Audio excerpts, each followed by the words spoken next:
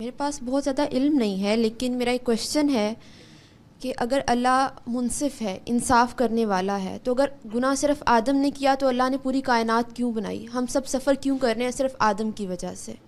اور دنیا میں حالات سب کے لیے ایک جیسے نہیں ہیں، لیکن آخرت میں حساب سب کا برابری کی بنیاد پر ہوگا، تو یہ کیسا انصاف ہے؟ دونوں باتیں میری بہن صحیح نہیں ہیں۔ اللہ تعالیٰ نے آدم کے گناہ کی وجہ سے دنیا نہیں بنائی، یہ کہاں لکھا ہوا ہے؟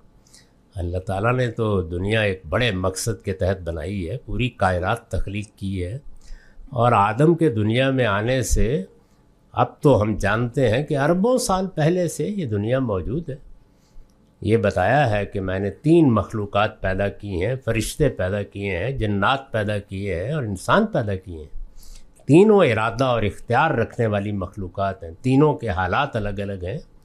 یہ کائنات اللہ تعالیٰ نے اپنی مخلوقات کی رونق کے لیے پیدا کر رکھی ہوئی ہے، تو اس وجہ سے اس میں آدم کی غلطی کا کیا سوال ہے؟ کوئی سوال نہیں ہے اس کا۔ اس طرح سے یہ بات ہی ٹھیک نہیں ہے۔ کہیں قرآن میں آپ نے یہ پڑھا ہے یا کہاں سیکھا ہے یہ کہ آدم کی غلطی کی وجہ سے ہم دنیا میں آ گئے؟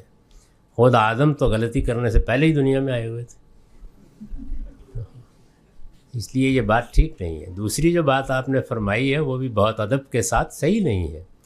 ہر انسان کو جو حالات میسر ہیں، جتنا علم اس کو ملا ہے، اس کے لحاظ سے اس کا امتحان ہو رہا ہے، اور اسی کے لحاظ سے قیامت میں اس سے پوچھا جائے۔